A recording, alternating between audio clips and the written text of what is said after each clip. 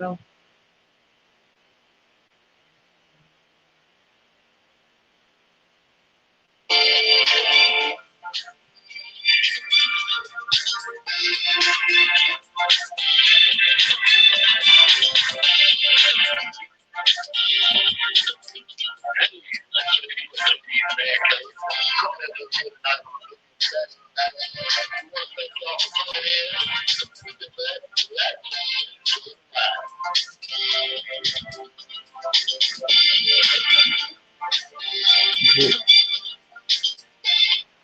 Hey, what's going on, y'all? This is JD of JD's Man Cave. We're coming at you live here from Houston, Texas.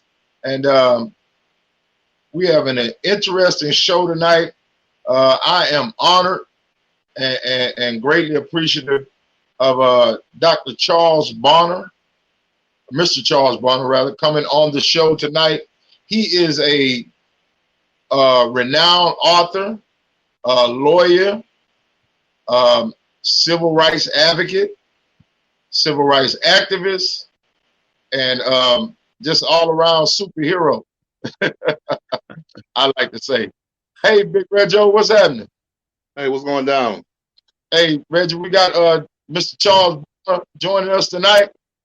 I was just introducing him. He's an author and lawyer and civil rights activist, and he's actually from Selma, Alabama, originally. Okay. So what's up? Yeah. So, Mr. Bonner, I'm Yes. going to introduce your book. Is called Tip of the Arrow. Yes. This, folks, is a great read. You need to go and get it. Make this part of your library.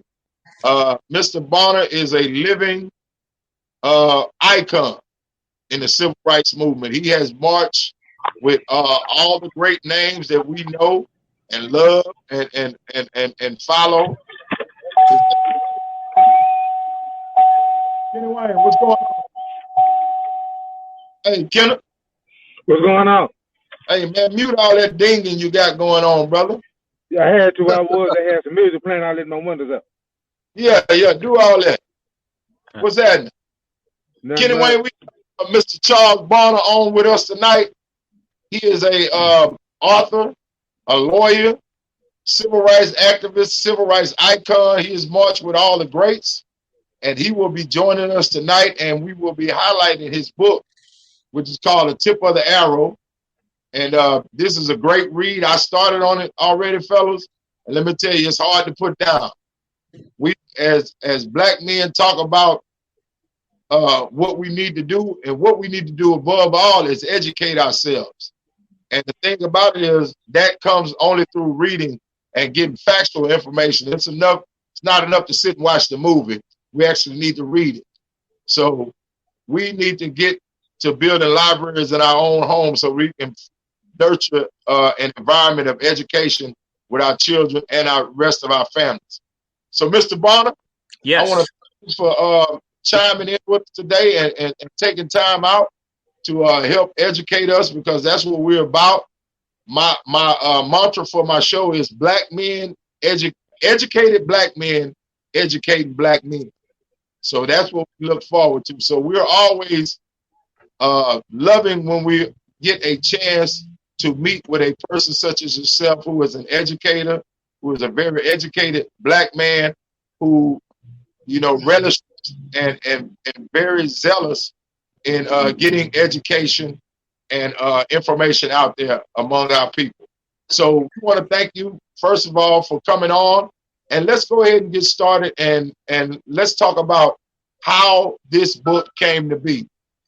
Thank you very much, JD, and Kenny Wayne and Reggio, and particularly thank Mrs. Daniel for making this all possible. I'm very honored and humbled that I have an opportunity to be on your show.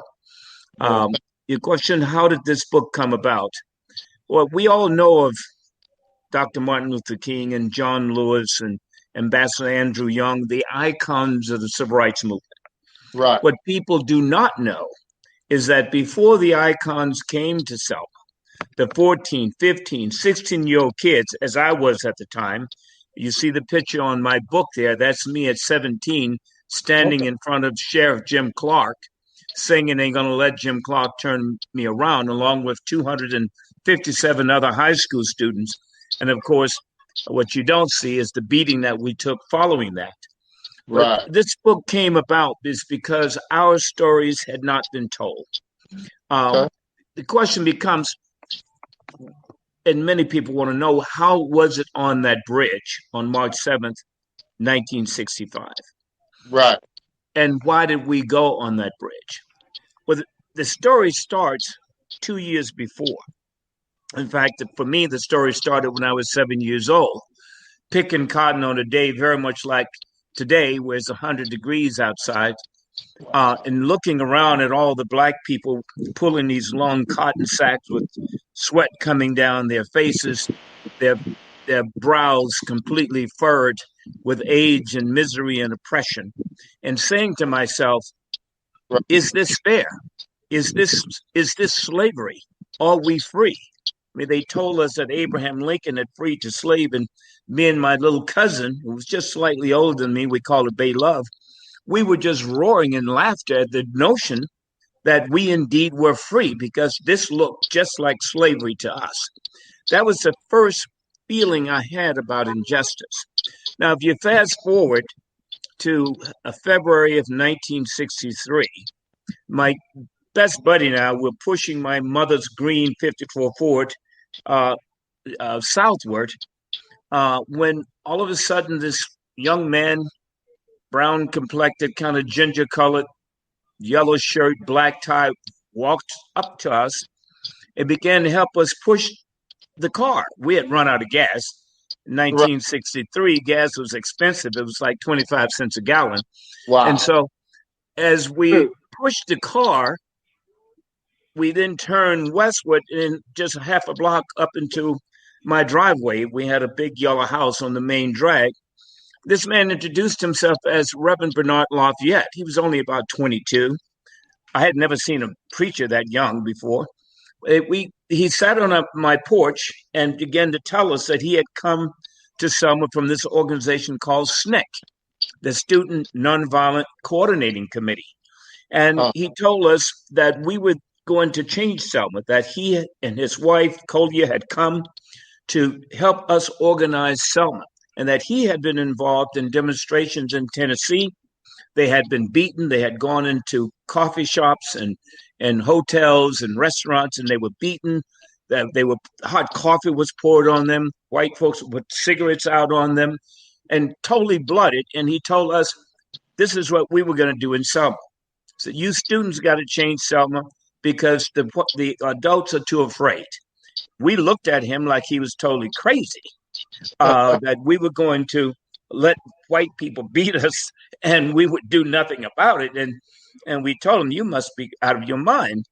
Sensing that we were not really getting with the program, he said, well, listen, when we go out and demonstrate, we must be nonviolent. They will beat us, but you cannot fight back. That was even more crazy. And again, we were not at all persuaded, because we were little games. But white people, white kids, they would always bother us, but they knew not to touch us because that was going to be a small war. So sensing that we were not getting it, he said, well, listen, you've heard of Mahatma Gandhi? And we said, yeah. He said, do you know the name of the man who killed Gandhi? We said, no. He said, well, I see that this is Sunday. You all gone to Sunday school. You're still in your Sunday school clothes. You know Jesus Christ, obviously. We said, yes. He said, well, do you know the name of the man who killed Jesus Christ? We said, no, they didn't teach us that in Sunday school. It was just some Romans. He said, well, the reason why you know the name of Gandhi and the reason why you know the name of Jesus Christ is because they were men of peace. They were men of love. And they were men of service who tried to help their fellow human beings. And the reason you don't know the name of the man who killed Gandhi, or who killed Jesus, is because they were men of hate and they were men of violence. And their names faded from the pages of history. That was a game changer. That was literally what I call a paradigm shift. So we said, well, what did we do? He said, we want you to come tomorrow to the basement of this church, Tabernacle Church, bring all your high school students. And we did that. And so from the end of February 1963, all the way through 64, all the way to September of 1963, essentially 6 months, from March of 63, frankly, up until September 15th of 63, we met in the basement of that church and we practiced nonviolent technique. We learned freedom songs. We practiced if the cops were to beat us, we were to go limp. We would take teams, 3 teams. One team would be the demonstrators, another team would be the cops, and another team would be white hecklers. And we would practice what we would do if they would call you nigger, if they would hit you, they would knock you down. We would just essentially say, I love you, go limp, and not fight back. Right. We did that up until September 16th. What happened the day before that Monday, on September 15th, the KKK bombed these 4 girls in Birmingham. Right. My friend and I were coming out of church. He turned on his mother's 1958 Chevrolet, and we heard the news. They've killed these girls. And we said, we got to do something. Let's go to Bernard Lafayette and Collier's house. We called it the Freedom House. And we knocked on the door. There was no answer. We went inside. The door was never locked. No one was there. We called Georgia, Atlanta, to the SNCC headquarters and said, listen, we want to demonstrate. We've been training. Send someone to lead us. No one was available. So we called all the kids and said, listen, we got to do this. Bernard had told us we had to lead ourselves, that he did not come to Selma to lead us, rather to teach us to be leaders. So we organized. We went out. First demonstration on September 16th, 1963. We went into this Carter's drugstore. At the time, drugstores were also fountains.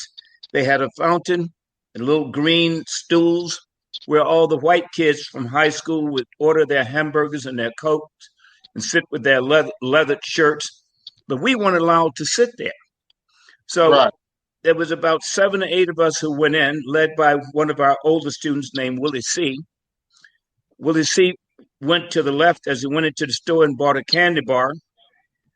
Then he walked back over to the counter to his right and walked up to the counter, and we just followed him, and he ordered a hamburger and a Coke. Down at the end of the bar was this white man who began to turn red and walk towards us and said, nigger, you know that we don't serve any niggers in here. Now get out. And Willie C. very calmly said, well, sir, why is my money good over at the counter, the candy counter, but it's not good over here at the lunch counter? White man reached under the counter, came up with an axe handle, split Willie C.'s head open. Blood gushed everywhere. Several of us scattered. 4 or 5 kids were arrested. We had a church packed with kids. We had always been trained not everybody to go to jail because we had to, 1, report to the other kids, and secondly, report to Atlanta what was going on so they could arrange lawyers to get us out of jail. We went back to the church and we had a meeting, had a discussion. Willie C. is going to the hospital. This white man attacked us. What do? Do you want to go out and demonstrate again, or do you want to go back to the school? And the consensus was, no, we're going in the streets again. So we did. We went out in the streets. All of us were arrested. That was the beginning of the Selma movement. And it continued on until Bloody Sunday. Now, Bloody Sunday came March 7th, 1965. We had gone to jail many times. I'd gone to jail 5, 6, 7, 8 times by that time. But on this day, it was different. The air was cool. It was crisp. It was kind of grayish, overcast. And there was whispers all around the church at Brown Chapel as we were lining up 2 by 2 to go across the bridge that they are going to kill you today. They are waiting on the other side of the bridge with gas masks and whips and horses, and they are going to kill you all today. I had to try to calm the fears of all the students because I was always out front, although I was terrified myself. 2 by 2, we started marching about a mile and a half John Lewis and Hosea Williams was from Southern Christian Leadership Conference. John Lewis was from SNCC, the Student Nonviolent Coordinating Committee. He was the chairman. Right. And they were the leaders. I was about 10 rows behind. As we got to the crest of the bridge, 2 by 2, we could see a wall of state troopers in their black suits and their gas masks, their billy clubs, and their guns. And then around them were white men in khakis, like cowboys. They had helmets on, white helmets, and guns and whips and billy clubs, and they were on horses. 2 by 2. Resolutely, we just kept marching right into hell. We got right up to the state troopers. One man named Cloud, Commander Cloud, said on his bullhorn, "You got 2 minutes to disperse." John said, "Well, can we kneel and pray?" There was no time. As soon as we said we can kneel and pray, they stormed us. And you could hear the breaking of the arms. You could hear the cracks of bones. You could hear people just completely screaming, horses trampling over people. As you look back through this cloud of tear gas, for a mile back up the bridge, people were lying and beaten and bleeding all the way up the hill. They rode the horses over us all the way back, 1.5 miles to the church, even beat us and rode the horses onto the church ground. Well, that was a game changer as well. That night, Dr. King got on the television and said, "America, come to Selma," and people did. That Tuesday, Dr. King led the march. All these white people, ministers and Jews and rabbis from all over America came to Selma. We in SNCC, we were the radical ones. We were pushing Dr. King. Well, let's go all the way. We went across the bridge this time. We want to go all the way because we knew these cops, at least we in SNCC believe, were not going to beat all of these, very high-powered white folks and Jewish leaders and ministers from all over the country. The whole purpose of this march was to carry Jim Lee Jackson's body, a young 24-year-old man who had been killed in a demonstration only the week before, when there was a night demonstration and all the cops had turned the lights off in this little adjacent town called Marion and began to beat people, the same troopers. And one trooper was about to hit his mother, and Jim Lee Jackson stood in front of his mother to protect her, and this cop shot him in the stomach, killed him. He died just a few hours later in Selma. So we wanted to carry his body, literally walk with his body 50 miles to Montgomery to protest to George Wallace that he had to stop killing Black people. He had to stop killing civil rights workers. We didn't actually carry his body. But in any event, as we got on Tuesday across the bridge, Dr. King knelt, and we all knelt. And then, without notice, Dr. King got up and turned around. And we all followed. So it became known as Turnaround Tuesday. The reason he did that is because our lawyers, the NAACP lawyers and the SNCC lawyers, were arguing before this judge in the federal court, Judge Johnson, for an injunction to give us a permit to march from Selma all the way 50 miles to Montgomery. That judge granted that injunction, and we ultimately, on the third attempt, were able to march all the way. Now, that movement, that nonviolent movement, accomplished so many major accomplishments. The major one in Selma was the Voters' Rights Act that was signed on August 7th, 1965. The year before, we had the 1964 Civil Rights Act that gave everybody rights in America.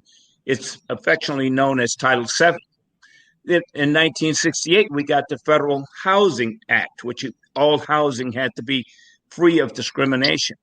But then there were two major victories before that. That was the integration of the intercity buses, as well as the integration of the Greyhounds and the Trailways, which were buses between states. Right. So there were like six, seven major accomplishments coming out of that nonviolent movement. We call it Kingian nonviolent. That was based on Gandhian nonviolent. That was based on Jesus nonviolent. That is what nonviolence does for you. It brings about change when the enemy does not even know he's been defeated. So that's pretty much the origin of the movement in Selma. That is a very intriguing story. I know I'm sitting on the edge of my seat almost listening to you. Let me explain something to you. Why this is so amazing to me. First of all, we've seen movies and we've seen stories and heard them, but to actually hear somebody who was there and experienced the treachery that was bestowed upon just these people who were marching in a violent fashion, that is crazy to me. And the second thing is, you guys were teenagers in high school. I couldn't even imagine. When I was in high school, I was not worried about any, civil rights, any becoming part of any movement. I don't think I was even worried about anything that was bigger than football practice.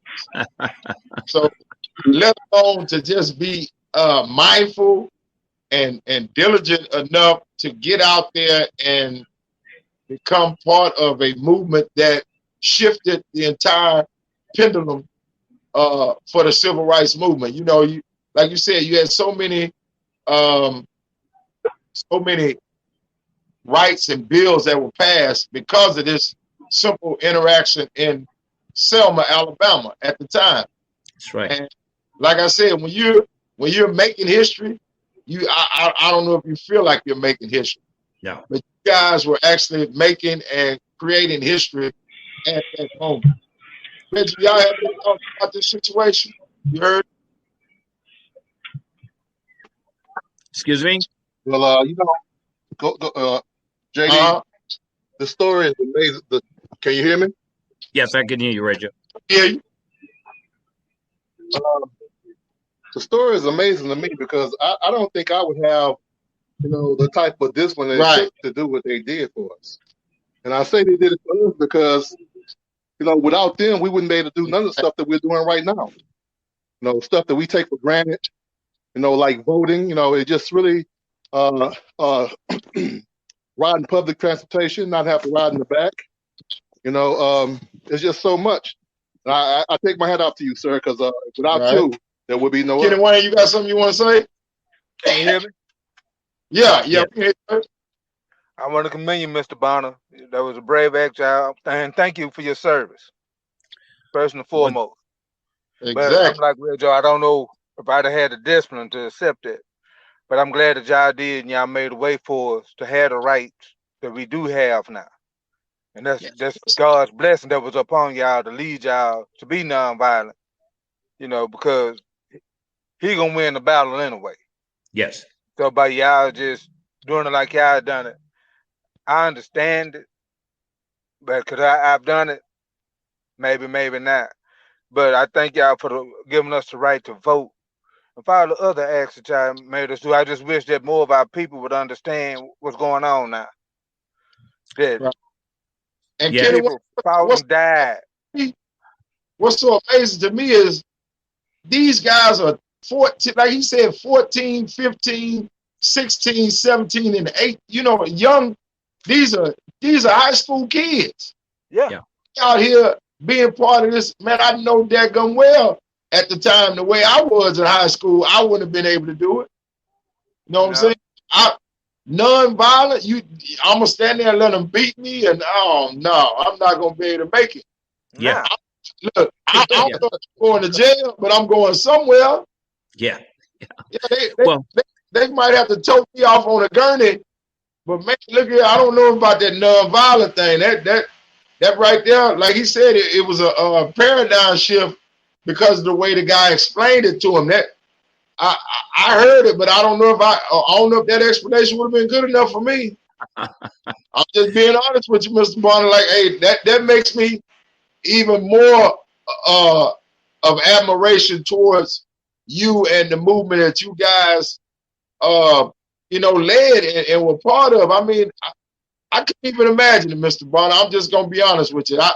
Not you know what I'm saying? I don't know. Maybe if I was there in that time, it may have been a difference. But I'm talking about the way that I was set up when I was in high school in the 80s. Yes. It would have been none of that. It would have been an all-out war, and it'd have been bloodshed on both sides. It would have been non-violent. Yes. Well, see, we understood that things had to change. Our parents were sharecroppers, picking cotton for a penny a pound. In order to earn $1, you had to pick 100 pounds of this light stuff. We could see that our parents couldn't look in the eyes of white people. They always had to look down. They had to say yes sir, no sir, even to a 12 or 13-year-old little girl or boy. And so it was viscerally wrong to us. We felt this palpable injustice. But the most important thing is that we were unified. We were organized and unified. Right. There weren't Crips and Bloods. There was not Democrats and Republicans. It was like we were all in one boat, and there was a big leak in the boat.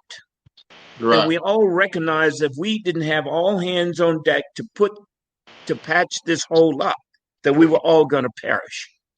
So we all unified around that leak. We still went to algebra class. We still went to geometry. And then we went to jail, and we got out of jail, and we went back and went to football practice, and we went to prom, and then we went to jail, and it went on like that for 2.5, 3 years. But I just literally barely graduated from high school because I spent more time in jail than I did in the classroom.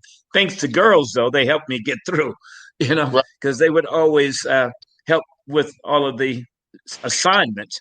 But the point of it was that we were unified. And that's what we need to do today. I mean, all of this division does not do justice to the fact that we haven't gotten to the promised land yet. And people call us the foot soldiers, and we received the Congressional Medal of Honor, the highest medal that Congress gives to the foot soldiers. Right. Paul Ryan, who was the Republican Speaker of the House at the time, in 2016, when he gave us that award, he said, "We're giving you this award because you all made such a contribution to American history." But what he really didn't understand is that you all are also foot soldiers. We are still marching to the promised land of freedom, to be able to just live like everybody else without having a cop put his knee on our neck for 9 minutes and 10 seconds. So you are all foot soldiers, and we all got to organize because we have not gotten to the promised land. We're still wandering out in the desert of oppression. And so what I wanted this book to do is to be a template for organizing and a template for nonviolent direct action, nonviolent activism. I see the young kids today, they're throwing rocks and they're burning things. That's going to just only beget more violence, as we can see. Question. Yeah. I'm sorry for cutting you off. No, please do. I wanted to ask you a question because I ask this question all the time, and nobody seems to have an answer. And I'm just hoping. I mean, you may not even have the answer. There may not be an answer, but I just have to throw the question out there. What do you think happened to all the great leaders in our Black society right now? Where are they? Well, they are waiting for you all to assert yourselves as leaders. So we see with the civil rights movement trained us leaders, us kids, to be leaders, and the kids are asserting themselves. But John Lewis just died. Reverend C.T. Vivian just died. Reverend Lowry just died. Martin Luther King, Malcolm, Medgar Evers, they were all killed. We've been in this boat struggling for freedom now for 400 years, since 1619. So right now, we have to organize around economic development of the Black community. Right. We gave 350 years of free labor. The University of California calculated that out to be $42 trillion. we need to organize around getting that reparation and getting truth and reconciliation for all people, all the people in the South who were involved in the Civil War, who was oppressing us. They need to come and say, yeah, that was wrong, what my folks did. And we owe you all, and we're going to pay you all, and we're going to apologize for what we did to you. Now, that's what they just did in North Carolina, in Asheville. Their city council unanimously passed a reparation bill to compensate all of the slaves that are alive and all of their descendants and apologize for slavery. That's a start. House Bill 40 is still pending in Congress. Do a show on House Bill 40, which was put on in the Congress by Congressman Conyers from Michigan over the last 20 years. But there's so much to do right now. The first thing to do, though, is to organize around nonviolent direct action. So the leaders now are us. We are the leaders now. That's why I call this book, The Selma Student Nonviolent Movement, a study in leadership, because it's about how to lead our community. Let me explain something that I found out through research. There was a reporter who once asked J. Edgar Hoover, when he was head of the FBI, what the biggest threat to the American way of life. And you know, of course, when they were talking about the American way of life, they were talking about white America back then. Yes. White American way of life. And J. Edgar Hoover simply said, Black unity is the biggest threat. And I'm not understanding why we as Black people, if they know that, why we don't know that and implement that in our society. We have too many divisions in our society for us to get together and become unified and be we have, our votes are watered down now. We have too much division in our voting power. We don't understand that how much our voting power is. And we don't even recognize that there are people who hung from trees and died and were beaten and burned and tarred and feathered and everything because they simply wanted to vote. And we have the audacity as young Black people to sit back and not go out and vote and make our voice heard. There was a Black woman who was here in the city of Houston. And it hurt my heart to see this because I know she's not the only one. This woman was 80, I want to say she was like 84 to 86 years old. Black woman. Yes. And in the first election of Obama, she said that was the first time she had ever participated in voting. Yes. At 80-something years old. Yeah. And you have had the right to vote for so many years, and you mean to tell me this is the first time you've gotten up out of your chair and came to a voting poll and voted? Do you know how many people died and were brutalized so that I've been voting since I was 18 years old. Yes. I never missed an election that I was eligible to vote in. So that just hurts my heart to hear someone at that age say that, and it just gets swept under the rug like it was just something casual to say. Well, that's why your show is so important, because you have a platform to educate people, And I have so many brothers who think that they can't vote because they've been to prison or had a family. But the thing is, they don't understand that once you complete all of your paperwork and you paid your debt to society and you're no longer on probation or parole, the day after that, you're eligible to go and vote. That's right. You get your right immediately. That's right.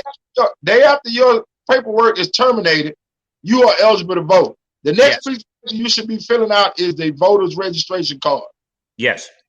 And we're so I'm not going to say we're undereducated.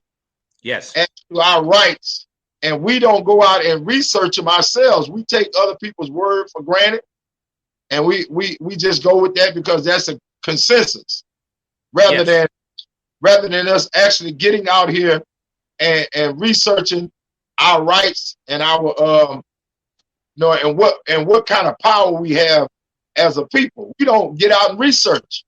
We just sit back and relax and take things for granted, and everything gets swept over us.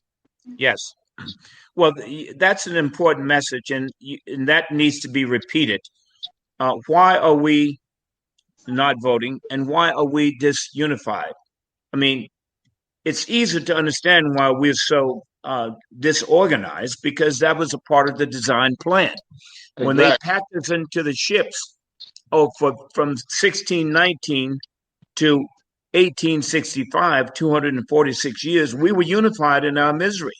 We were unified as we rocked back and forth 6 months from Africa over to America. But as soon as we hit shores, they sold the mothers to one slaver, the father to another slaver, the kids to a different slaver. That was the beginning of this disunity. And that kind of post-traumatic slave disorder, and there's a book about this, persists today. Since we got the right to vote on August 7th, 1965, as a result of what happened in Selma, the law signed into being by then President Lyndon Baines Johnson, there's been this sort of sense that we are free. But as I mentioned, we are not free. And some young people think we don't have any cause to organize, except I'm very encouraged by this new renewed Black Lives Matter movement. That's not only in America, but it's in England, it's in Italy, it's in Japan, it's in Korea. It's a world movement. It's becoming a world movement. Yeah, so as Dr. King say, there's the fierce urgency of now. Now is the time to organize. Now is the time to organize around reparation. Because the biggest problem that's facing the American Black community is poverty and economic underdevelopment. Right. Every time we develop, like in the Black Wall Street in Oklahoma or in Roseville down in Florida, every time we ascend economically with a reconstruction, then there comes a destruction. So we now need to organize again around economic development. That's the main deal, and that's around reparations, unity for reparations for economic development of the Black community.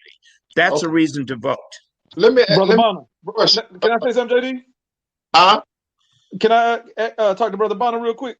Yeah, go ahead. By the way, Brother Bonner, that's Steve and Bobineau right there. Yes, how you doing, Steve? Hey, good afternoon. It's a pleasure and an honor to speak with you and be here with you brothers on this illustrious occasion. Yes, it's mutual. Brother Bonner, one of the things I have to address, JD will tell you I'm an educator. I've been in the kid business more than 20 years as an educator here in Houston, Texas. I taught history first. That was my first love. I teach math now, but I moved me to history. But history was my first love. Yes. As a history teacher, as a historian, working with the likes of Dr. Claude McKay, Dr. Alexander Brown, Dr. Linda Reed at the University of Houston. Yes. One of the things I can speak on about finance and reparations is we don't know how to use our money. When we get money, it leaves our hands so quickly and goes outside of our community. But the Asians, the Indians, the Koreans, even the Hispanics, their money stays in their community and changes hands more than 20 times before it leaves. If we get reparations, a comedian said it best: Cadillac and Lexus and BMW is going to be the #1 dealership in the world, because the first thing we're going to do is we will mismanage. And I'm not trying to say that for everybody, but for the most part, we do, because if we've never had it, when we get it, we've got to show that we've got it. You know, you think about the $1,200 that just about every American got. Not everybody took that $1,200 and put something in the bank, something on some bills, and decided to maybe invest a little something in their neighborhood. Maybe invest in a. I mean, I know I've taken some money and have gone to Five and Below and bought footballs, basketballs, chalk sets, and gone to the neighborhood apartments. And I went to the mothers first, to the mamas. I didn't just go give it to kids. because people act kind of funny when your grown man gets a kid. I went to the mamas like in baskets and say, hey, listen, I'm a teacher and I know it's hard on y'all out here. I just want to give something for the kids and so they can have something to do and give you mamas a break. Yes. And I thought outside the box. It wasn't just about me. $1,200, it wasn't about me, but some people got this $1,200 and the first thing they did was go to Foot Locker. Yes. Get a big screen. Yeah. Went to Target. Yeah, went to Walmart and got the big screen that was on sale, and got a car and got 2 cars in the yard that's got oil leaking everywhere, not running the first, and not handling their business. We have not learned, for the most part, how to correctly handle our business. Now I know the brothers said JD, Kenny Wayne, and Rego. We talk about how to handle our business and we try to promote that. But for the most part, we have got to answer the question of how to teach economic prosperity to our people and how to get them to understand that just because you got some money doesn't mean go blow it and spend it on the first thing you see, you see at the store. We've got to know how to invest and pool our monies. There's a group, there's several groups. Go ahead. Financial literacy in our community, man. Period. That's right. Financial literacy is something that is not taught in our households. Now, we as Black families, now we can all attest to it that we are taught to be consumers and to be workers. Yes. And we aren't taught interest rates. We aren't taught credit. We aren't taught financial literacy, period. We are taught that you need to go and get you a job and be a consumer. Whereas in the White household, they're taught entrepreneurship and how to balance budgets and how to, how interest rate works and how credit works. And we don't teach our kids that. But I think the major thing is we don't teach our kids that because we don't know it. Right. We don't educate ourselves on it first. And that's what we need to do. That's right. As a math teacher, one of the first things I do, the first unit that we teach is financial literacy. It's the first unit in 6th grade, 7th grade, and 8th grade math. I teach middle school. The first unit is financial literacy. And the first thing I do is tell these kids, hey, you want an extra 100? Open up a school checking account. It takes as little as $15 to $25. And I say, you bring me back proof, or you can take a picture of it. You come back with it. I give you 100 as a test grade.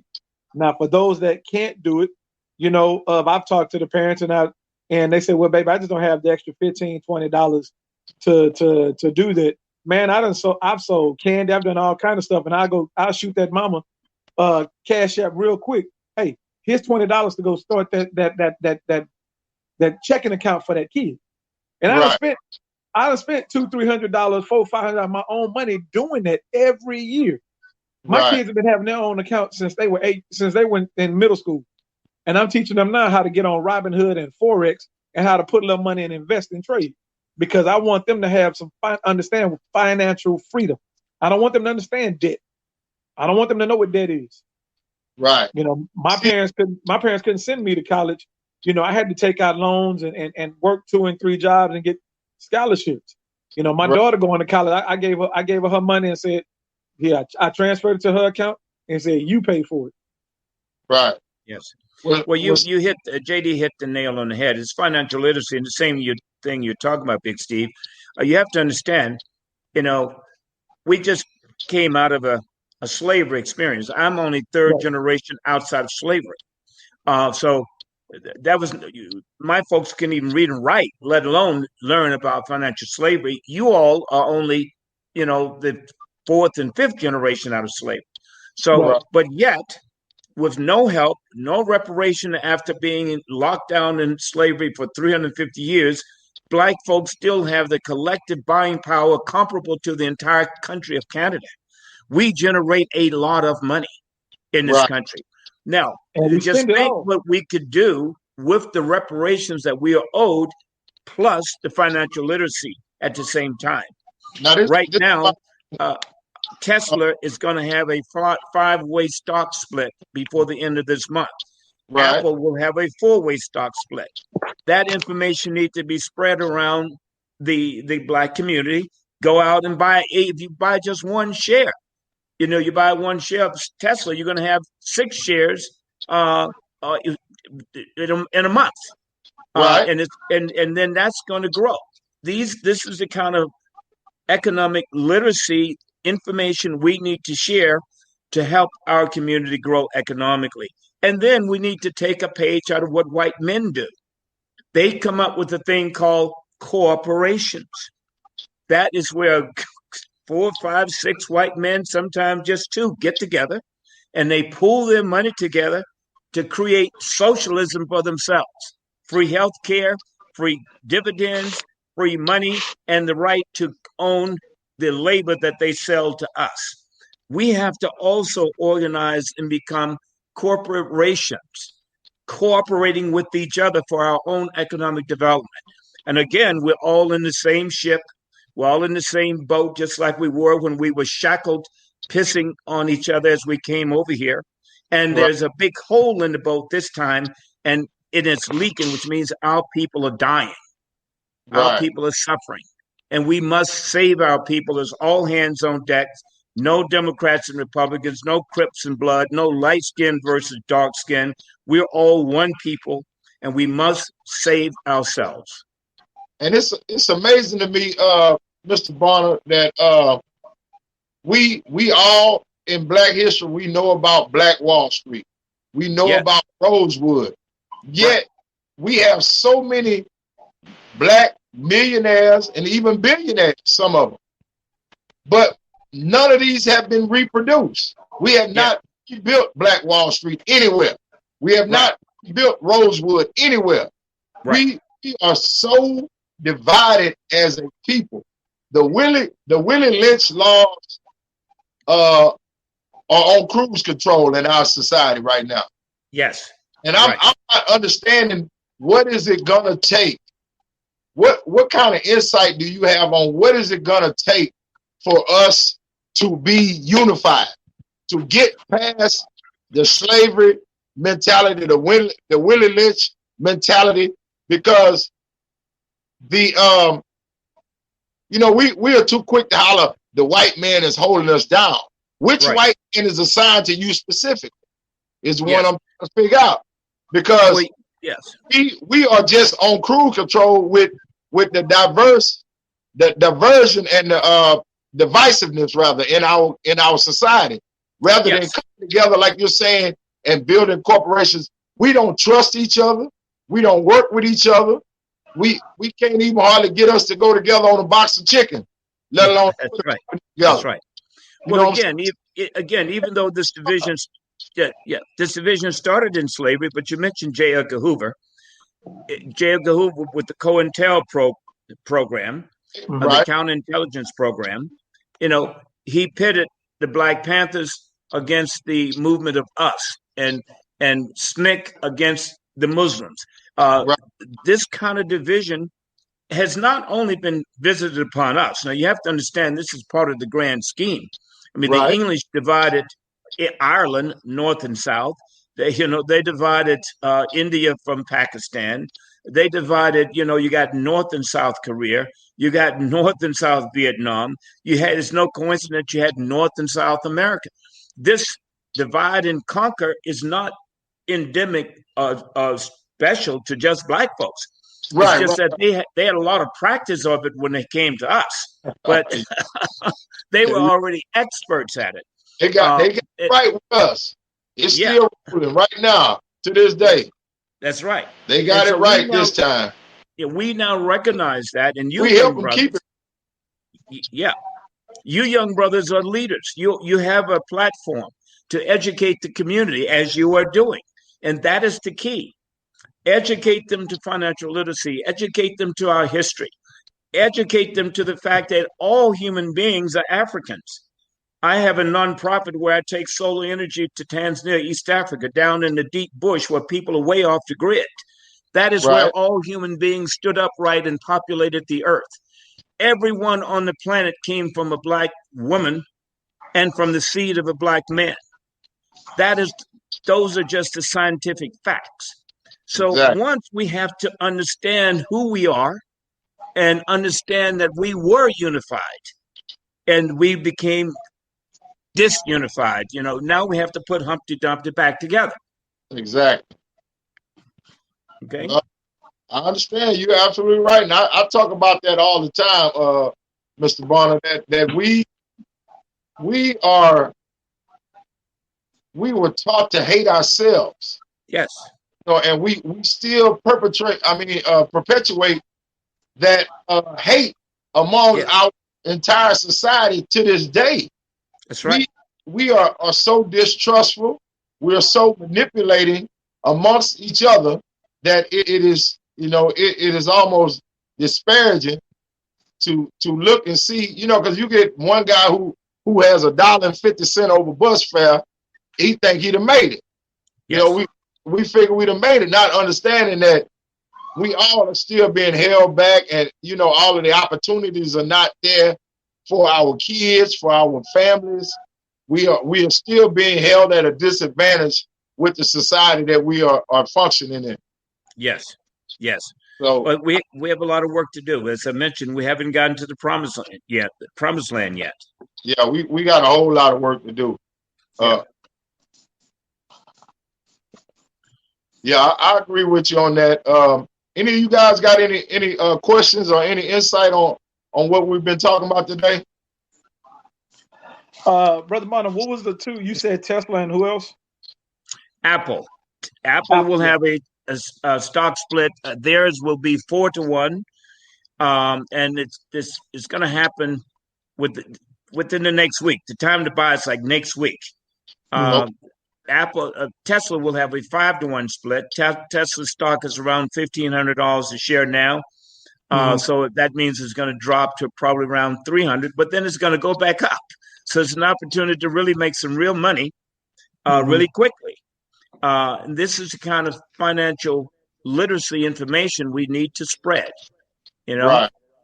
Yeah. Okay. I would like to have a minute to tell folks how they can get my book. This is my second book. Yeah, well, go ahead, Dr. Bonner.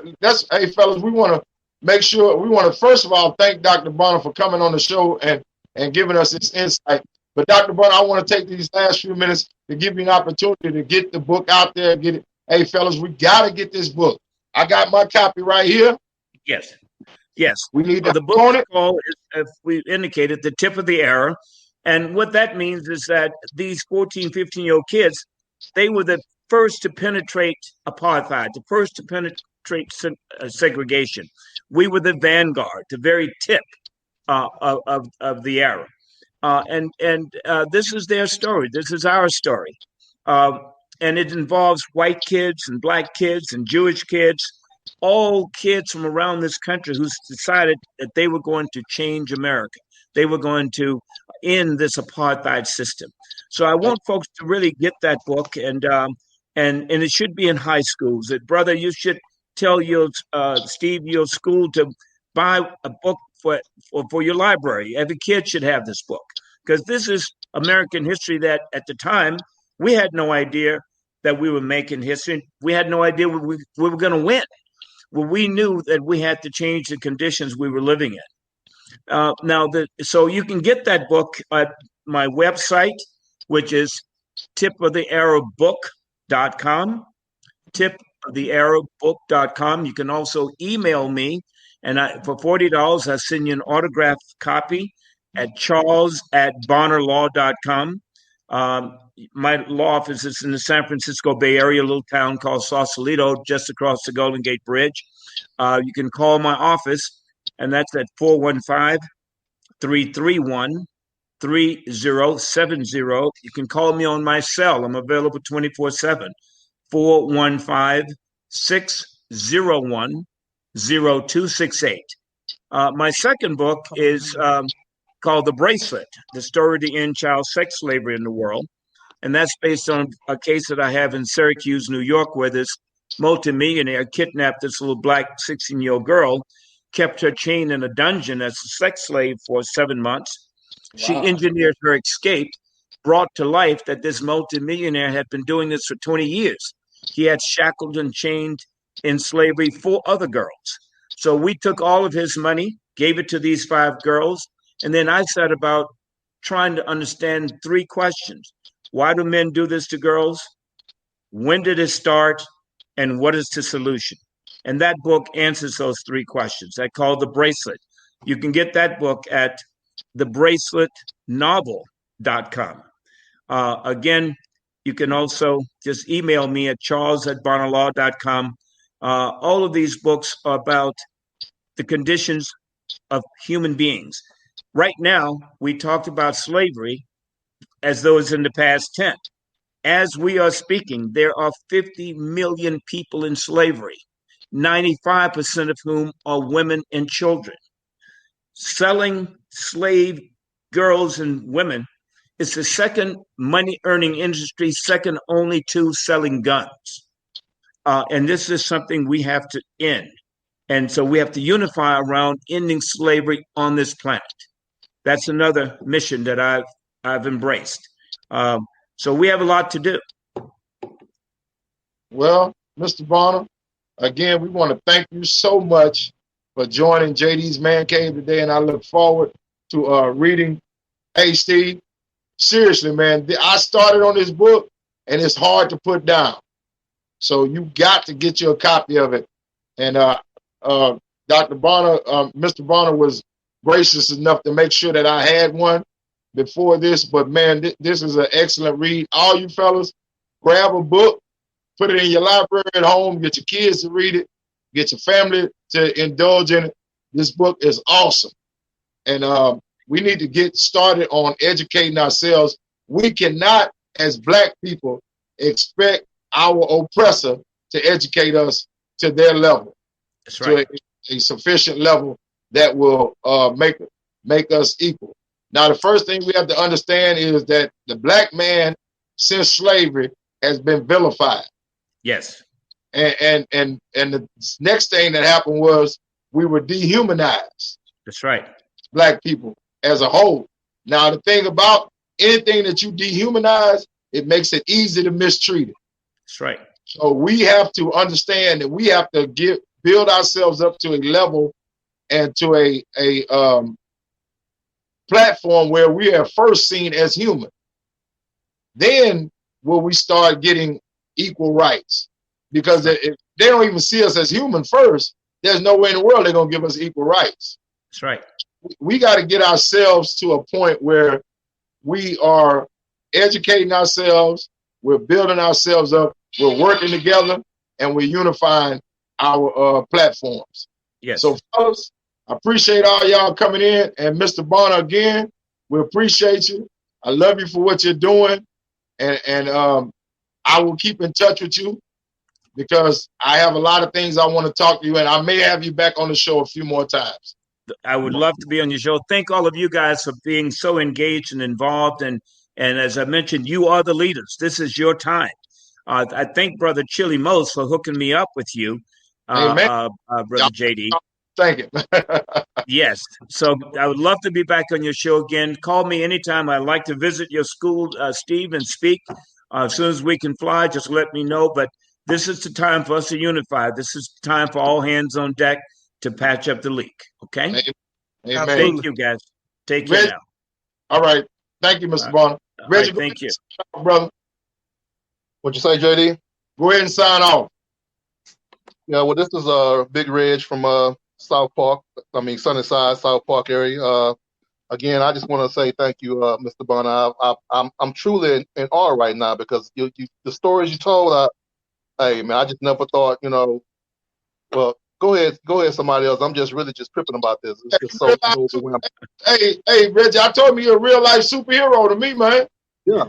Yeah, I don't know what else to call you other than a superhero. Yes. Go ahead, Kenny Wayne. All right. Thank you, guys. Look forward to seeing you again. See if I can get you down here to Texas City. We need absolutely you anytime. Anytime, let me know. Kids down there really need to hear this story. I would love to speak to the kids there anytime. Okay. All right, Steve. Let's keep it moving. Mr. Bonner, I'm so glad that you got JD to read. I was tired of him reading comic books. That's No, what you get started. this is how we do. But no, seriously, I thank you so much for coming on and your leadership, and I thank you for your service in the struggle and in the continued struggle of our people. Yes. Thank you so much. It is your generation really that helped put the spark in us to do what we're doing, and we just can't let you down. We can't let you guys down. And I'm grateful that you all engaged. I'm very honored and inspired by your activism. Right. And we're going to get out there, Mr. Bonner, and do some things. Because, like Steve said, we don't want to let y'all down. Y'all did hard work. So, again, Mr. Bonner, thank you for your service. Appreciate it. And we'll see y'all next time here on JD. All right, very good. Take care now. Yeah, Mr. Bonnet, I'm about to say, just plan on him to hear from us soon. We'll pick his brain at any given moment. JD, I hope you recorded the show where you have his cell number and everything written down. I got everything, Steve. I'm gonna share that. Share that with us. That way, we can text him and he can, give us, little nuggets and stuff that can help us in the things that we do. Right. You're right, Steve. What you saying, Reggio? Hey man, y'all gotta excuse me. My wife then tricked me into barbecuing, and I was supposed to be just doing some burgers. But all of a sudden, it's ribs, chicken, and sausage. So I'm still at the pit barbecuing right now. Hey, look here, man. I'm out here at the park. They barbecuing, we fishing in the outlet. I'm sitting in the truck. I want to spend my house. Hey, man, I always tell you guys, your wives are always smarter than you, dog. And embrace that. Just run with it. What you say, Kenny Wayne? Be quiet. Don't say nothing. Hey, man. Hey, man. Kenny Wayne, let me explain to you. How in the world does she have all that stuff already thawed out if all he was supposed to be doing is burgers? Well, she went to the store. Gotcha. Yeah. I'll be right back. I got to run to the store. I'll be right back. Yeah. She went to the store. Yeah, there you go. Hey, man. And then told me, well, she didn't really want me to do it, but really, that's how you gonna do it. Hey, y'all, I want to send a shout out to one of my kin folks by marriage, Mr. John Webster. He up there in where he at in Atlanta, Texas, where I had the pleasure to go and visit today. Man, it's hot in Atlanta, Texas, brother. I'm just letting you know. But anyway, hey fellas, I thank y'all, man. Appreciate y'all. And again, another successful episode of JD's Man Cave. See y'all next week, brothers. All right. Deuces. Peace out. Peace.